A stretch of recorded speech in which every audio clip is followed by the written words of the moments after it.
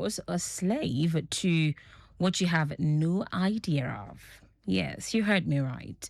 So, on the program this afternoon, our focus will be on your knowledge, how knowledgeable you are, about what you're about to venture into, or that particular um, value chain of agriculture you are currently into. Good afternoon and welcome to Lagos Farmer here on Lagos Traffic Radio 96.1 FM. My name is Taiwo Barua, and as usual, I am never alone in the studio. I have with me in the building this afternoon another gentleman. Is it just second time joining me on the program? Yeah. Okay. Yeah, it's the second time. It's the second time, right? So I'm not going to be doing this alone. I have with me, I call him Mr. Famino, right? Good afternoon to you. Good afternoon, Taiwo. How are you today? Good afternoon, Lagos. All right. We also have our guest in the studio this afternoon. He's going to be taking us to the classroom on some of the pre-season training that the Lagos State Ministry of Agriculture and Food Systems actually, did, and yes, how it translate to operations around your farm and your produce. Once again, good afternoon and welcome. Let's get down to business.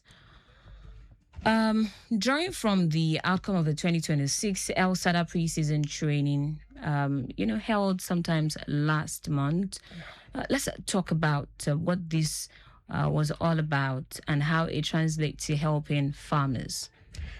Okay. Thank you, Madam.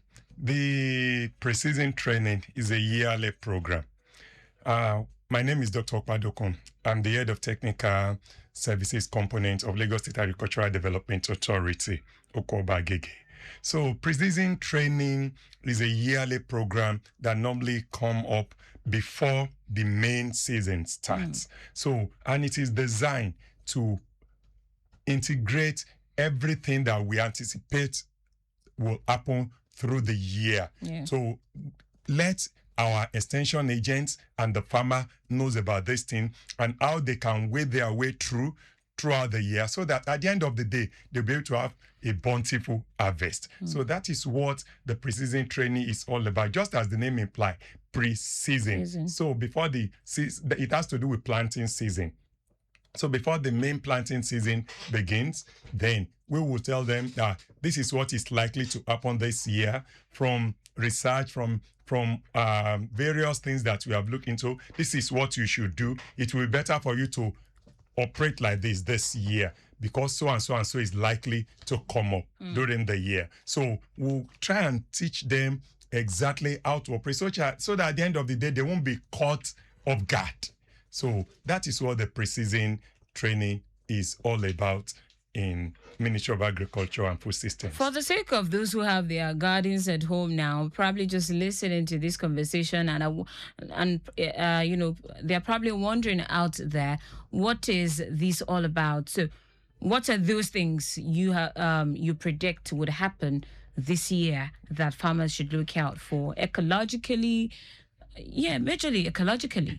Yeah, this year, so many things have been anticipated. Number one, you'll discover that there is climate change already, and it is all over the place. Before you can that has been with us for some time now. For some time. So, and it seems it is not going yet. So, wow. And it's really affecting our agricultural system.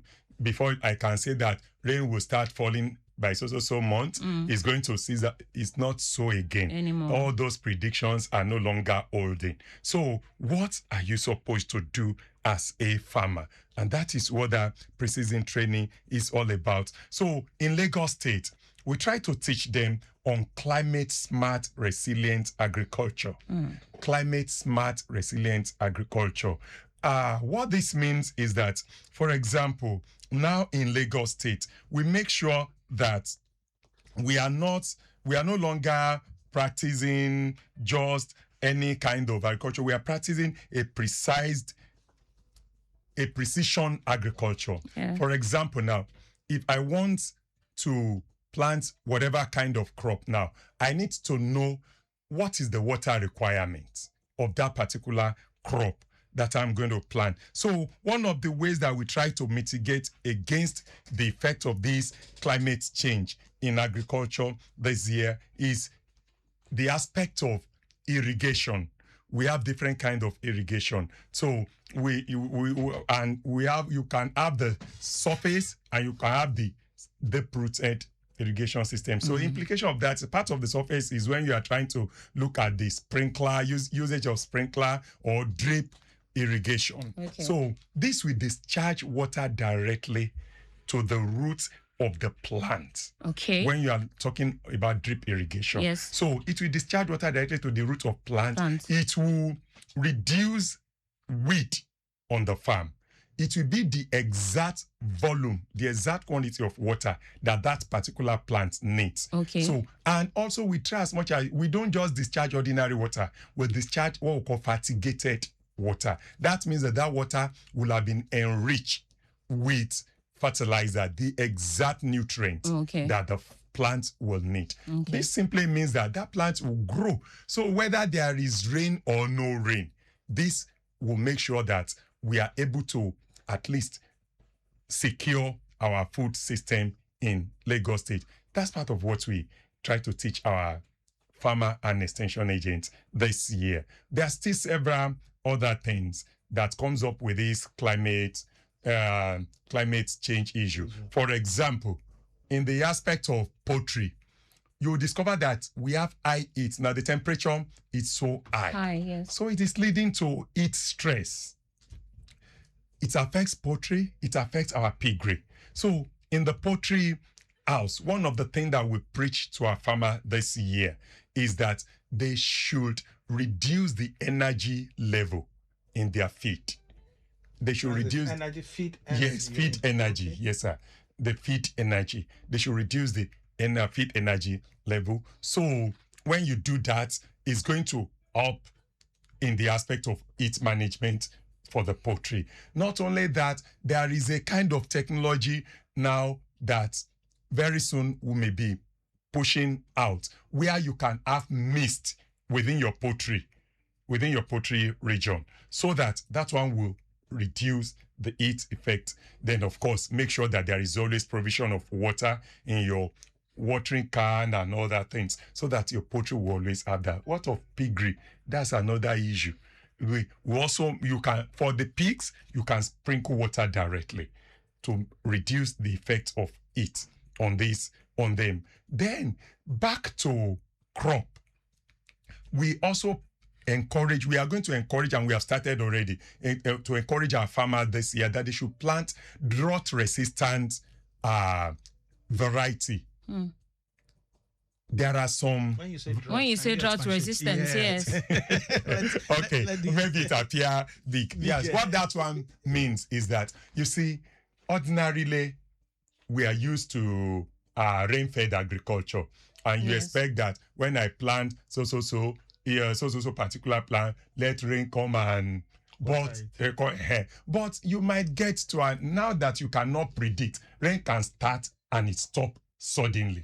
There are some variety of crops that can withstand that kind of, that require very little, minimal water. So they are resistant to drought. So dryness of the soil. To dryness of soil. Okay. They can withstand. So what kind of plants are we looking at here?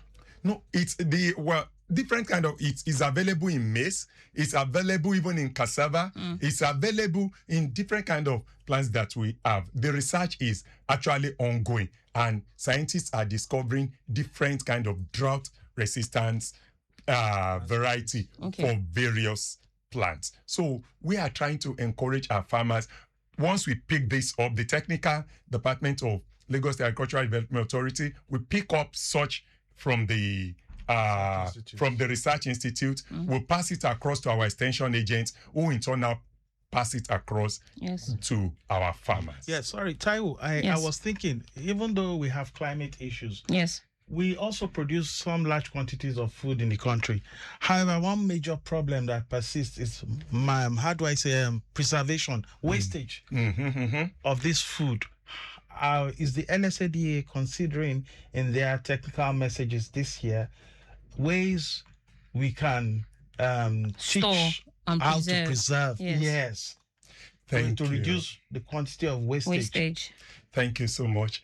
Actually, LSADA and even Lagos State Ministry of Agriculture and Food System at large is actually addressing this problem this year. For us, we have agro-processing departments in the authority that are looking at ways of, converting most of our agricultural produce to add value, value addition. So, and when you add value to it, all you are doing majorly in most occasions is that you are removing the moisture. You are reducing the moisture content, and then it can be preserved so that it will not even do, we have some season where some crops are in abundance. Yes. So now when I am able to preserve them during those seasons, by the time we now come to the period where those things are no longer, where they are in short supply, then definitely I can push it out. And we have more value for my money. And that's what that's actually one of our major goals in LSADA, to make sure that our farmers are rich. For example, we usually have this huge wastage of oranges, watermelons, plantains, pineapple, eggs, even eggs sometimes. Yes. When there's glut, yes, there's a lot of wastage. Especially now that the weather is hot. Yes, exactly. So let's using these examples. Okay. What are some of the technologies? Let me start from the egg. Now, for the egg now, we have technology to produce egg powder. So this technology, we have pushed it across to some of our processors. In fact, currently, we have some of them that are into it on big time. And in most occasions, they don't, we thought it was just for preservation, but now we discover that apart from the issue of preservation, most of these restaurants and all those things, they are even, they are demanding for the egg powder. So as far as egg issue is concerned, we have technology to preserve it. Okay. When it comes to even vegetable, we have technology to now preserve our vegetable to last longer. How do you do that? Oh, there are various ways. Let me give you one or two examples. For example, now, if you have maybe ugu or kokoros, What's kokoros? Yoruba call it ewedu. Okay. Oh, okay. Okay. So when you have some of these things, we can preserve them. We have a basket through which, by the time it is on, when it's on this basket, there's some mist that you sprinkle on it, and it will last longer for several days. That's one way. But if you now want it to last for months, how safe are these things to human health? Oh, we are talking of ordinary water, not chemical. Okay. Not chemical. We try as much as possible to discourage chemical preservation. Good. We try as much as possible to discourage chemical preservation. Good. And also we have technology still on vegetable for drying. There's a particular one now that we use that it will dry this vegetable and it will preserve it for months. For months. So that means I can have, and by the time you start cooking it, it still come up as fresh. Wow. That's the beauty of it. So, and different then, of course, orange, that one is even much more common now. We just convert it to orange juice and different thing, and it can be preserved for months. So all these things we are trying. Then for plantain, we have value addition to convert it to different kind of produce, plantain chips, even powdered and everything. So with this, we are trying to reduce wastage because it has been discovered that bulk of the food being produced, not only in Southwest, in several parts of Nigeria, ends up in Lagos. Yeah. Along the way, about 50% has issue. Transportation during transportation and all that and everything. Okay. So by the time they will get here, some of them are already they are already, even the person bringing it cannot get value for money. And that's why you discover that they might be selling something at Kano for 2,000 naira. 2,000 naira. By the time it gets to Lagos, they'll be telling you that 50,000 naira. I saw on Twitter, on X, a basket of tomatoes selling for 2,000. I think I posted on that. And then getting to Lagos was selling for like 10, 15 or something there. Wow. So No, it was more than 10. I think for around 20 something. something like that. Thousand. Yes. So you now look at that margin. The reason is that the person bringing it will want to cover up for those wastage. So we are trying as much as possible, not only to even teach. This one is no longer the farmer issue alone. Even the transporter, Dealers, the sellers, the marketers. They are the marketers. Talking about wastage now, I know that for the Lagos State government to have invested in rice production and yes. all of that, they must have considered it to be a staple that virtually every single Nigerian consume, by extension Lagosian. Now we're talking about eating healthy. We're seeing a whole lot when it comes to health issues out there. Meanwhile, we have perishables just going to waste almost every other day. Other plans to, just like we have the rice mill, other plans to also have maybe a juice company or something where we can actually, convert most of these oranges, this pineapple that just goes to waste into something consumable and properly stored. She's talking about, I think you're talking about partnerships. Yeah. For now, we are working on... I'm not talking about partnership because I know there are several individuals into this thing. Power supply being their major source of concern. However, the Lagos State government actually took it upon themselves, right, to partner, some individuals or some other states to put up a meal, right? Yes. Are we doing the same thing? Let me quickly answer that question. We have what we call, there's a kind of, these are food up system, where we have cold chain, where you can preserve. In fact, I want to tell you, the food that your Lagosian will eat for at least 90 days. We have a system now at Ketuereyo. It's moving to completion that can preserve it. So, and not only that, we have one which is already functioning. We have some other food up that are already functional. At least the major one, yes, the mid-level feed up, and that one is already functional. That one is at Mushin. That one is at Mushin, the Dioro in Mushin. And there was one that was recently commissioned by Mr. President at Lekki. So at Lekki, which is about to start operating. What happened is that, yes, the government alone cannot do everything. There's this PPP, public-private partnership that Lagos State Ministry of Agriculture and Food System is trying to enter into with some individual, actually. Yes, we identify that power supply is a major issue in the country as a whole. So, but with the partnership, Lagos State is trying to see how to bridge that gap, so that at least from our own end, so because at the end of the day, if we are able to settle that and Lagosians are food secured, then that is what will translate to better generation of income, even for the state, and then we'll live healthy. So we are working on it.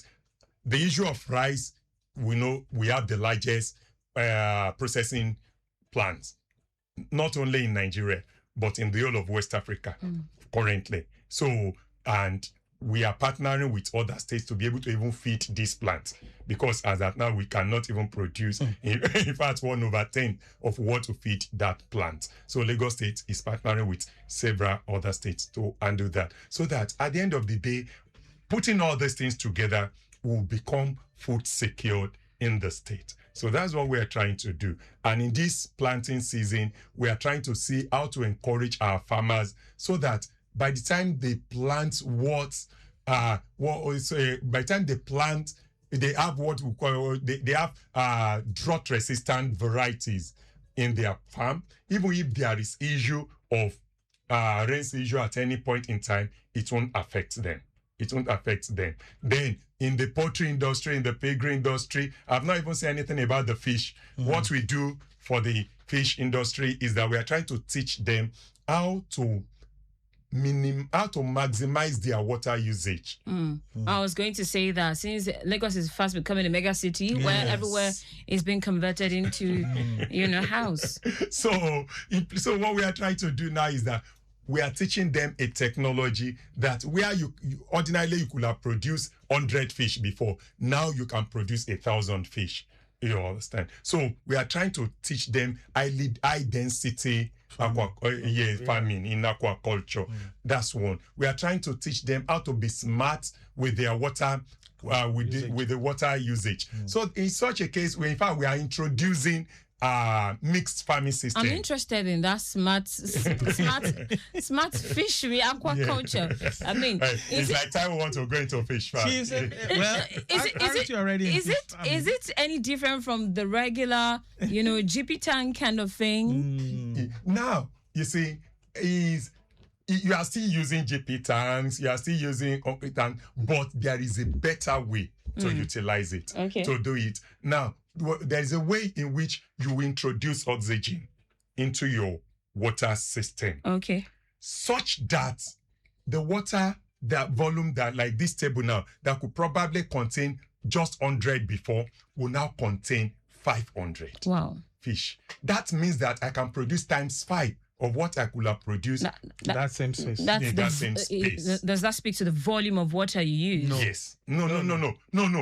You are using the same volume of water. Yes. You are using the same volume of water. But yet you are producing more fish. If I try to put it simpler, it's just like we are in this real studio now. 3 of us are enjoying this air-conditioned environment. Now, assuming that we have 100 people, the heat we won't be able to tolerate. But now, if you have a higher capacity of air conditioning, you probably would not feel it. So it's something similar to that. Something similar. And then one thing is that fish won't eat once the water is polluted. Psychologically. So, but when the oxygen, dissolved oxygen inside the water is high, it minimizes the effect of pollution inside that pond. So ordinarily, the fish, you can now take more food. And when you give them more feed, they will grow bigger. Then you are smiling to bank. Probably aquaculturist. I hope you heard that. I hope you got that clearly. Is that not what you call a recirculating or something like that? Well, no, it's not even. It's a little bit different from recirculating aquaculture system. It's a little bit different from recirculating aquaculture system. In recirculating aquaculture system, yes, you are reusing the same water and it is going or it's passing through filter, it is coming back. But this one, just you are introducing oxygen inside that pond. It's a simple technology. It's a simple technology that we are trying to teach our farmer this year, so that at least by the time you have that, the beauty of it is that Lagos is a commercial city, and there is hardly anything you produce that you will not sell. But we don't just want people to, especially our farmers, there is no luxury of land. Absolutely. There's no luxury of land. No luxury of land in Lagos. So we are trying to see how we can minimize from a minimal portion of land, maximize production. All right, we'll leave it at that this afternoon. I'm afraid we're out of time already. I must say a very big thank you to you for coming on the program this afternoon. This is Lagos Farmer, and yes, this is where we get to drop the anchor. Maximum thanks to Daniel Downs of our social media unit. This program has been brought to you courtesy the Lagos State Ministry of Agriculture and Food Systems. And yes, big ups to Victor Terry. Our executive producer is Taya Akonle. My name is Taiwo Barua. The program makes a return next week, Friday, for another interesting conversation.